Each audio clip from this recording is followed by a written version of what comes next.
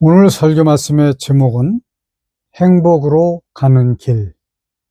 성경 말씀은 요한복음 14장 1절부터 4절까지 같이 봉독합니다. 시작. 너희는 마음에 근심하지 말라. 하나님을 믿으니 또 나를 믿으라. 내 아버지 집에 거할 곳이 많도다. 그렇지 않으면 너희에게 일렀으리라.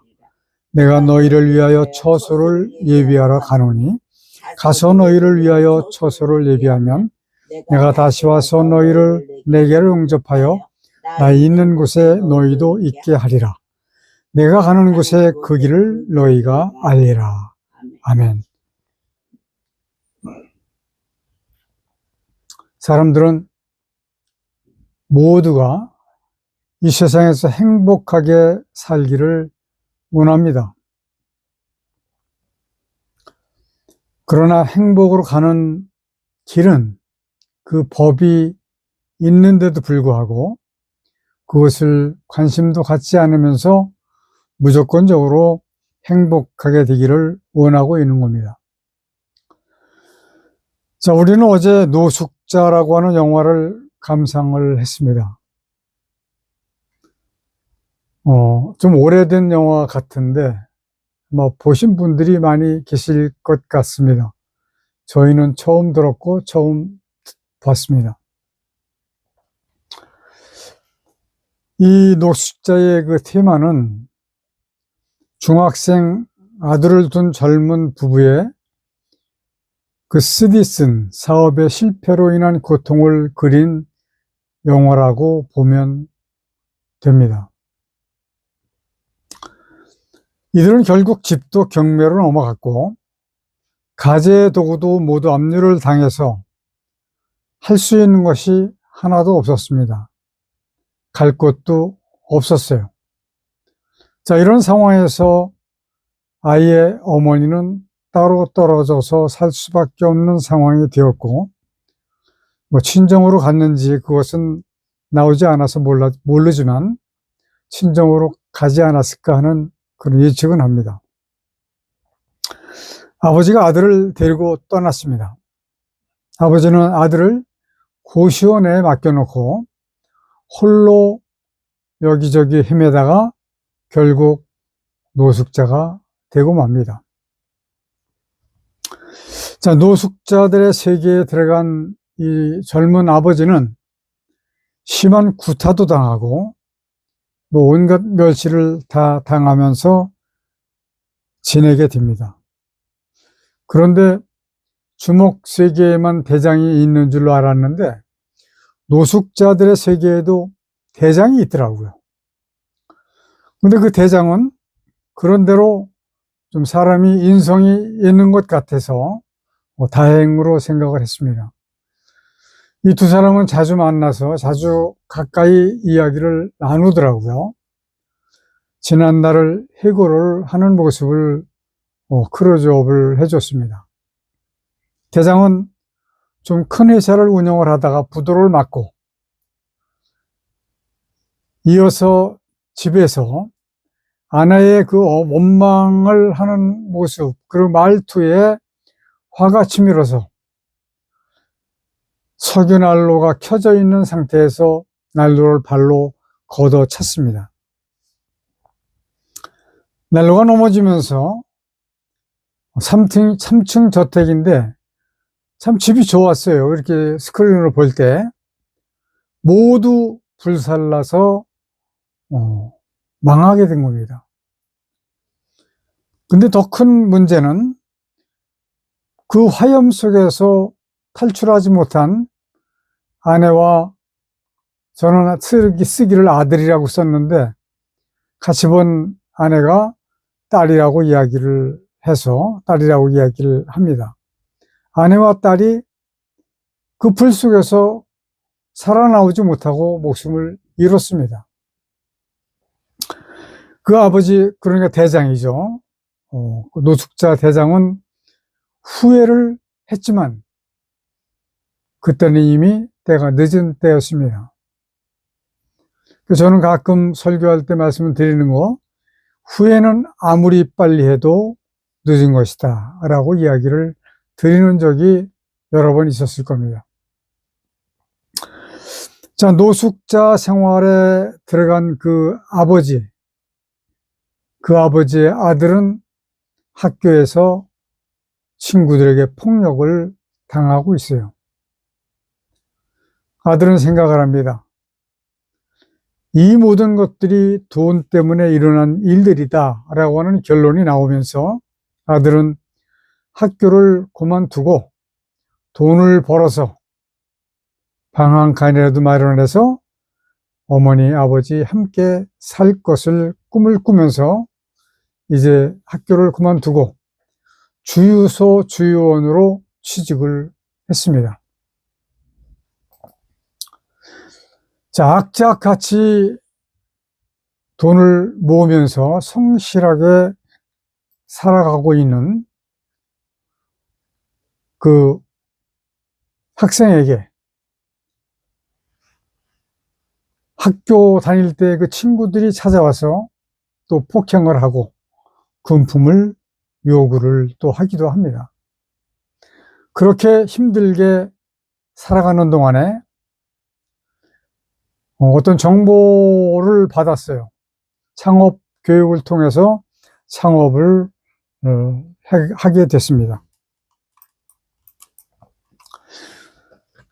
자, 그때까지 노숙자를 벗어나지 못한 그 아버지와 소식도 모르고 살던 어머니를 만나는 그런 찰나가 왔고, 그 부모님과 함께 자기가 개발한 그 닭발 무슨 요리더라고요. 그것을 성공적으로 사업을 펼쳐가는 그런 대로의 해피엔딩의 영화여서 그래도 뭐 잘 본 것 같습니다. 그 영화를 보면서 저는 느낀 것이 많았어요. 그 영화에서 나오는 그 테마 자체가 이 현대 세상을 그대로 보여준 것이기 때문에 이것이 한편의 설교로 가능하겠다라는 생각이 들어서 오늘 갑자기 이 주제로 설교를 하게 된 겁니다. 세상을 살아가는 사람들은 저마다 행복하기를 원하고 행복하게 살기 위해서 온갖 일을 다하고 열심으로 노력을 합니다. 그러나 세상은 결코 호락호락하지가 않습니다. 성공보다는 오히려 실패가 많은 것이 현실이에요. 이것은 악한 마귀가 이 세상 권세를 잡고 있기 때문에 그런 것이다. 이렇게 볼 수밖에 없습니다. 자, 사람들이 생각하는 그 행복이란 어디에 있는 것일까? 또 어떻게 사는 것이 진정한 행복일까요? 사람들은 이렇게 생각을 합니다. 먹고 싶은 것 마음껏 먹고, 갖고 싶은 것 소유하고, 하고 싶은 것 거침없이 하는 것이 행복이라고 생각을 하지요. 그래서 특히 젊은 사람들은 연예계를 꿈을 많이 꿉니다. 노래를 잘하거나 연기를 잘하면 성공하는 예를 늘상 봐왔기 때문에 그것을 로망으로 삼습니다. 자, 이 상황을 볼 때 불과 몇 년 전에 가수가 돼서 올해 19살이 된 하동의 정동원이라고 하는 사람은 그때는 아이였었는데 지금은 아이라고 이야기하기가 좀 그러네요. 지금 한강변에 수십억짜리 아파트의 주인이 되어 있습니다. 불과 몇 년 만에. 그러니까 젊은 사람들이 연예계를 로망으로 삼지 않을 수가 없지요. 같은 시기에 데뷔한 소녀 가수 전유진 양도 전유진이 한 살이 많더라고요. 정동원보다 20살인데 그 아이의 인기도 아주 하늘을 찌릅니다. 워낙 잘해요. 더군다나 같은 시기에 데뷔한 임영웅도 같은 시기에 데뷔를 한 거예요.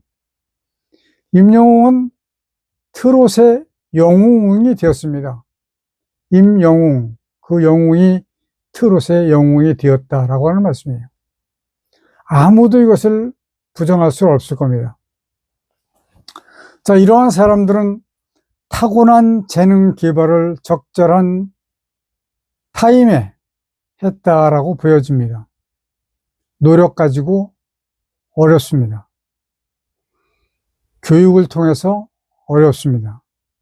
타고난 재능이 가장 중요하다. 모든 예능 계통이 다 그렇다고 보여집니다. 하고 싶다고 되는 것이 아니라고 하는 말씀이죠. 특히 바티칸 성당에 가보면 벽화와 천정에 그 그림을 그린 미켈란젤로라고 하는 사람이 있는데, 미켈란젤로는 초등교육도 제대로 받지 못한 사람이었는데 타고난 재능으로 세상의 그림의 세상을 평정을 한 사람이 미켈란젤로예요. 그 색감이 얼마나 묘한지 모릅니다.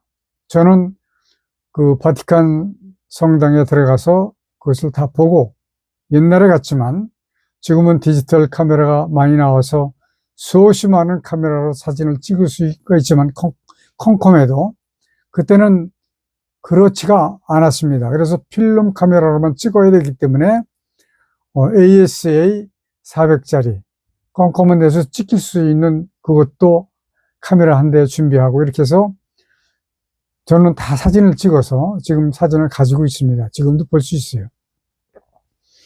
자, 이러한 사람들이 진정으로 행복하게 살아가고 있을까에 대해서는 본인 외에는 아무도 말할 수가 없습니다. 이렇게 수십억짜리 아파트에서 아름다운 전경을 보면서 사는 사람들이라 할지라도 정말로 행복할까에 대한 것은 본인들밖에는 이야기할 수 없다라고 하는 말씀입니다. 자, 세상을 살아가고 있는 모든 사람들이 정말로 행복으로 가는 길을 걷기를 간절히 바라지만 역시 세상은 쉽지 않은 것이 현실이라고 하는 것을 모든 사람은 인정할 수밖에 없습니다. 자, 이제 행복으로의 길을 안내를 하려고 합니다. 여러분, 세상을 향한 모든 욕심을 버리십시오. 이것을 일컬어서 내려놓음이라고 기독교에서는 이야기합니다. 세상에 있는 모든 욕심을 내려놓지 않고서는 행복으로 갈 수가 없어요. 내려놓고 나면 내게 주어지는 것이 많든지 적든지 좋든지 좋지 않든지 모든 것을 감사함으로 살아갈 수 있는 길이 열린다라고 하는 말씀입니다. 그러나 다만 해야 할 일이 있습니다. 마귀를 대적하기 위해서 노력을 해야 합니다. 성경은 우리에게 말씀하십니다. 정신을 차리고 슬기롭게 해야 된다라고 말씀을 하세요. 저는 노숙자 영화를 보면서 주인공이 아직 젊은데 왜 노숙자가 되었을까? 라고 하는 의문을 가지면서 봤습니다. 제가 옛날에 그랬지만 차라리 직업보다는 직장을 갖는 편이 훨씬 유익하고 쉬울 것인데 라고 하는 생각을 하면서 봤다는 말씀이에요. 작가는 노숙자를 보여주기 위해서 그렇게 각본을 썼겠지만 젊은 사람이 왜 가서 지금은 얼마든지 일할 수 있는 것들이 많잖아요. 배달, 요즘은 배달이 너무나도 유행이고 누구나 할 수 있는 일입니다. 저는 평생을 사업을 하면서 정말 많은 어려움을 겪어봤습니다. 실패, 또 실패, 또 실패. 그러나 뒤늦은 후에 직장을 들어가 보니 내가 왜 직장 생활을 진작하지 않았을까? 젊었을 때 직장 생활을 했으면 직장에서 큰 일을 했을 텐데 라고 하는 생각을 했습니다. 아마 이 말씀을 듣는 여러분들 중에서도 이렇게 지금 방황하는 분이 계시다면 직장을 찾아보십시오. 사업 가지고 후퇴어 매달리지 마시기 바랍니다. 저는 사업을 평생을 했어요. 그런데 평생 실패를 했습니다. 세상의 모든 욕심은 다 놓으셔야 됩니다.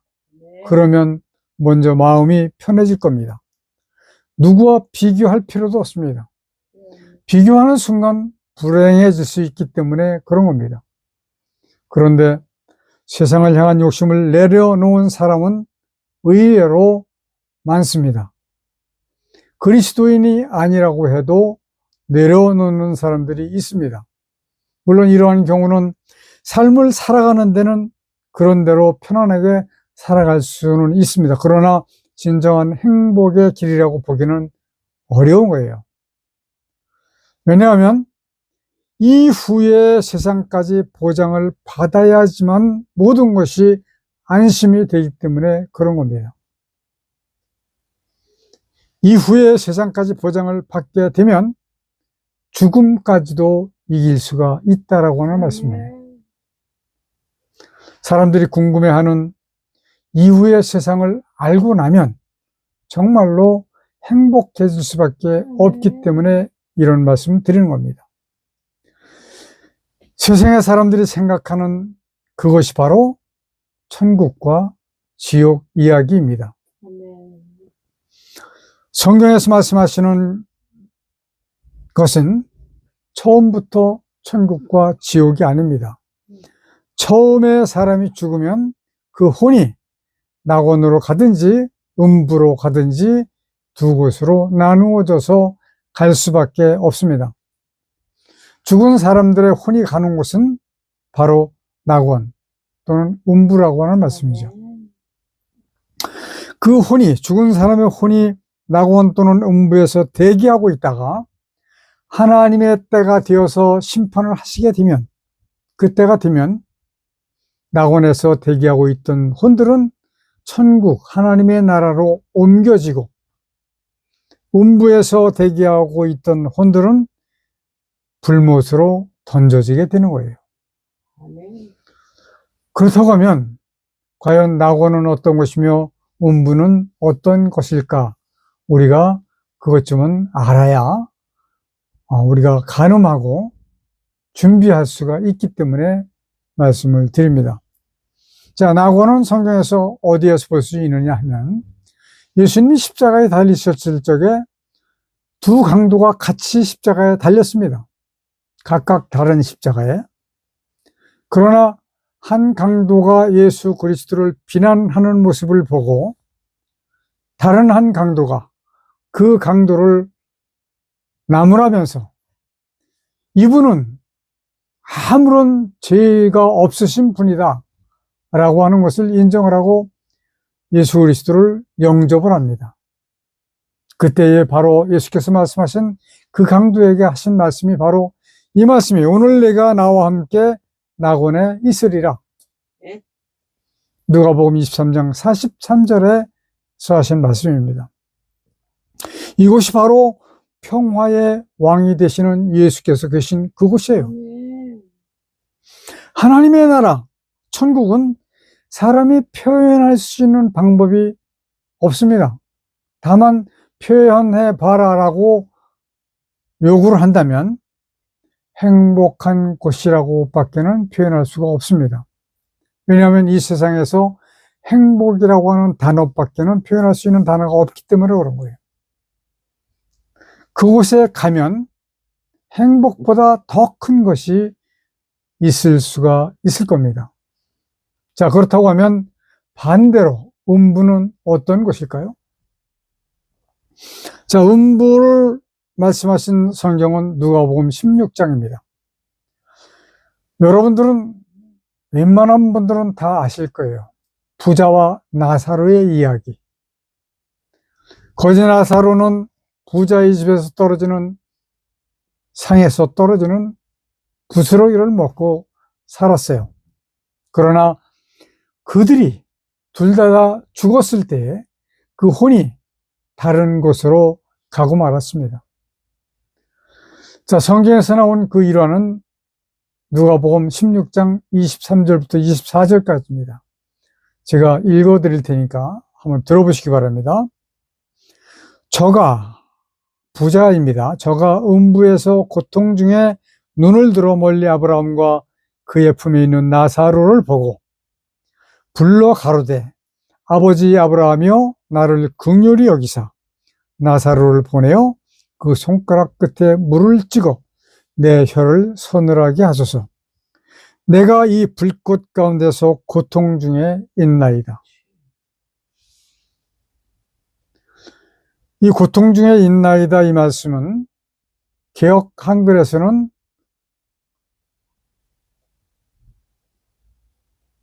고민하나이다로 기록이 되어져 있고 개역 개정판에서는 괴로워하나이다로 기록이 되어져 있습니다. 이 두 가지 다 단어가 옳지 않습니다. 고통 중에 있는 겁니다. 불꽃 가운데서 뜨거운데 어떻게 고민하고 있고 어떻게 괴로워만 하고 있느냐 이런 얘기.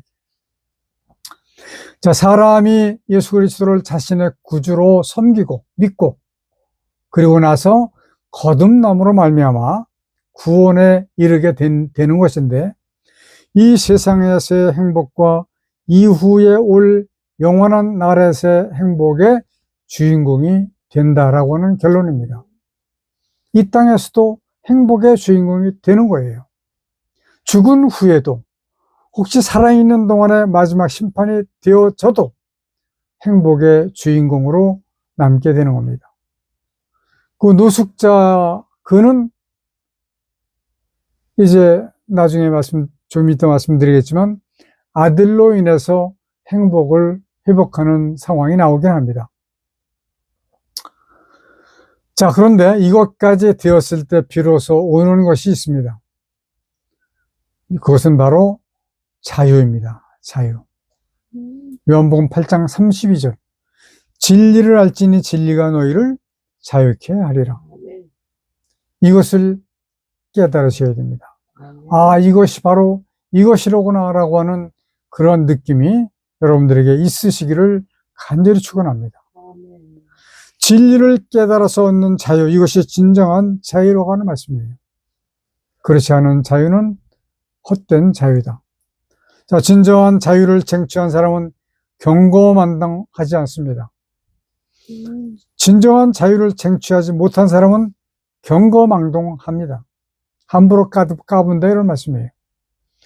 진정한 자유를 쟁취한 사람은 긍정적으로 살아갑니다.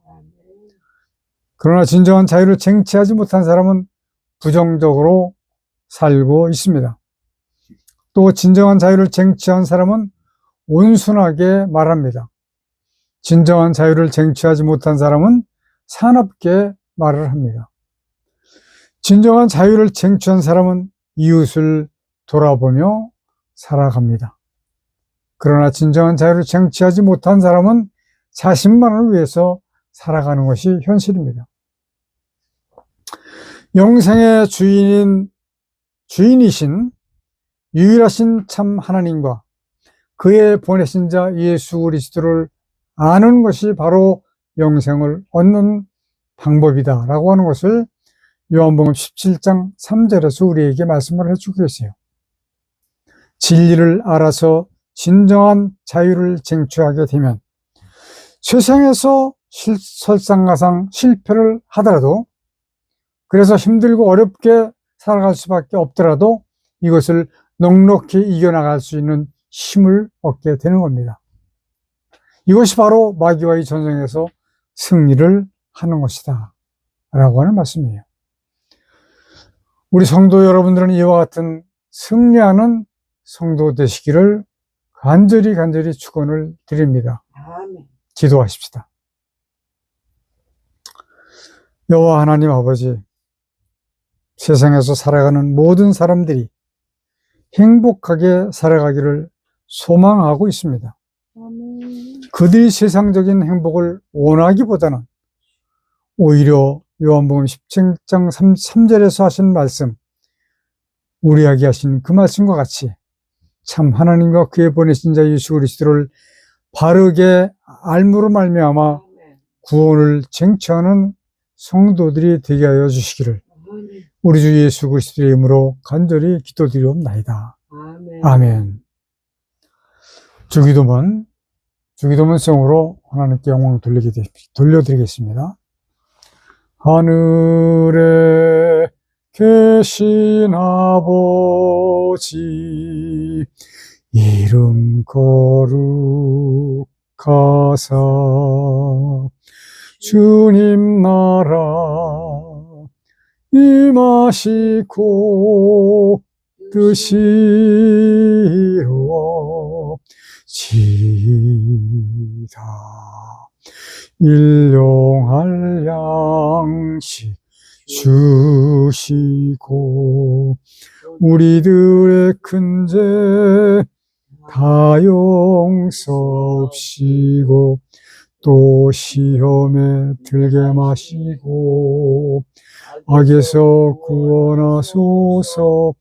대개 주의 나라 주의 권세 주의 영광 영원히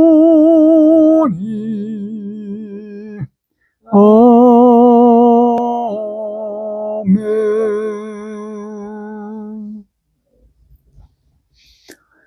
마귀를 감금해 놓으셨던 이 땅에 하늘과 땅과 만물을 지으시고 그 가운데 하나님의 뜻을 이루시기 위해 인간을 도구로 쓰시는 하나님의 크신 은혜와 아멘. 아담의 범죄로 사망 가운데 빠진 인간을 구원하시기 위해 대속 제물로 보내주신 독생자 예수 그리스도의 십자가에서 흘리신 보혈의 은혜와 아멘. 마지막 심판을 위하여 구원받을 자를 더하시기 위해 복음을 전파하도록 우리와 함께 해주시도록 주께서 보내주신 성령님의 함께 하시는 은혜가 아멘. 우리와 함께 예배하는 성도들에게 충만히 임하여 주시기를 간절히 축원하옵나이다. 아멘. 아멘.